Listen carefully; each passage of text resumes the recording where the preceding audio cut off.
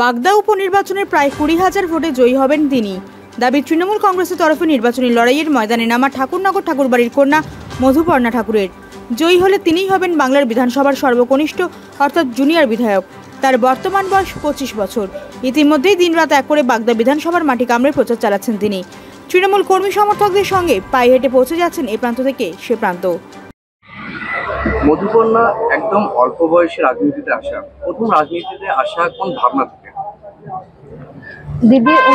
দিদি পার্টি ভরসা করেছে, দিদি ভরসা করেছে কি আমরা মতুয়ারা যেটা পরিবার থেকে এসেছি, আমাদের উপরে দিদি ভরসা রেখেছে, আমার মার উপরে ভরসা রেখেছে, সেই হিসাবে এখানে আসা। কতটা সাড়া পাচ্ছ? সাড়া খুব ভালো, মানুষরা তো ভরে ভরে আশীর্বাদ দিচ্ছে কি তুই জয় হবি। দেখা যাচ্ছে প্রত্যেকটা ঘরে ঘরে এবং রাস্তায় সবসময় দেখা যাচ্ছে মধুপর্ণাকে।